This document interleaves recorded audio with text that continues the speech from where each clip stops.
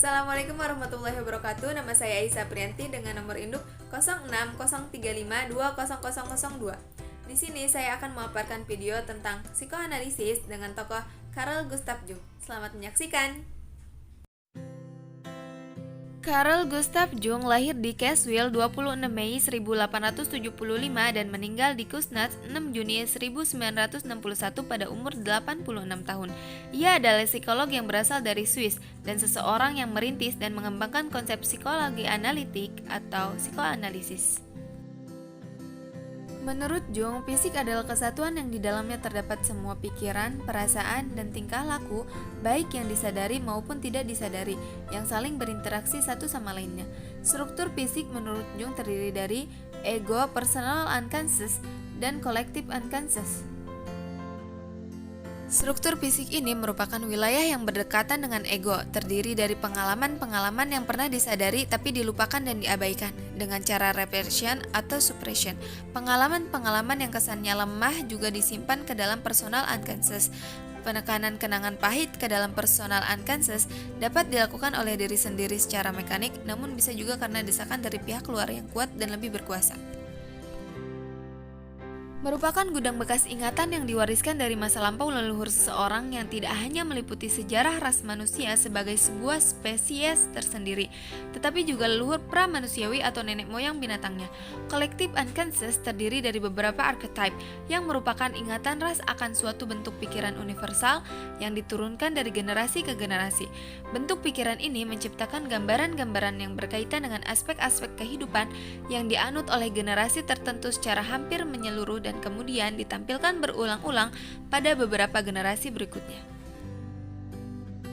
4 archetype yang penting dalam membentuk kepribadian seseorang adalah: yang pertama, pesona, yang merupakan topeng yang dipakai manusia sebagai respon terhadap tuntutan-tuntutan kebiasaan dan tradisi masyarakat serta terhadap kebutuhan archetypal sendiri.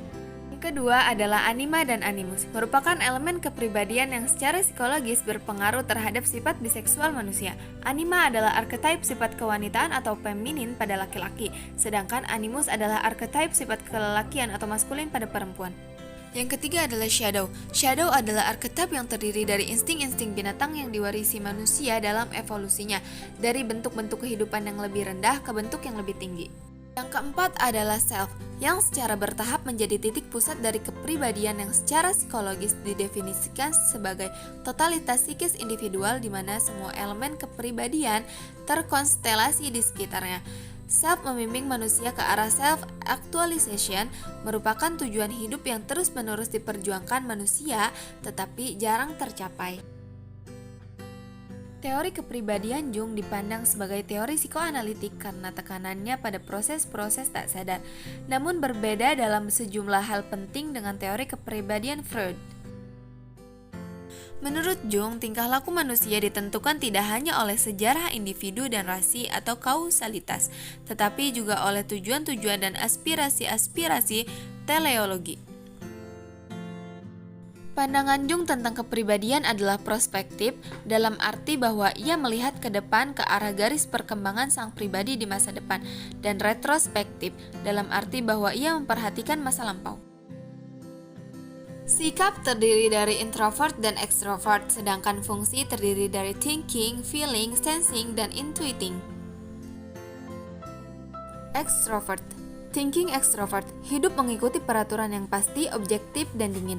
Feeling extrovert, sangat emosional dan sangat menghormati otoritas dan tradisi, mudah bergaul dan mencari harmoni dengan dunia.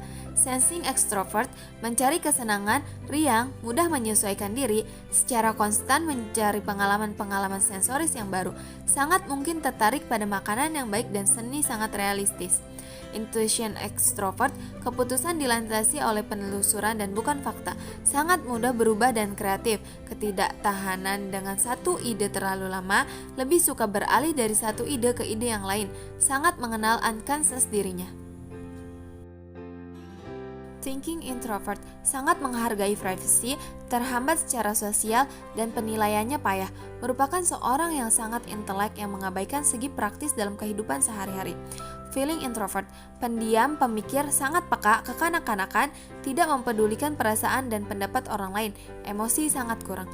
Sensing introvert, kehidupannya hanya diarahkan oleh apa yang terjadi, artistik, pasif, dan kalem, menghindari human affair, karena dia juga tidak mempedulikan apa yang terjadi. Intuition introvert, aneh, eksentrik, suka menciptakan ide baru tapi aneh, sulit dimengerti oleh orang lain tapi tidak menjadi masalah, hidupnya dipengaruhi oleh pengalaman-pengalaman subjektifnya.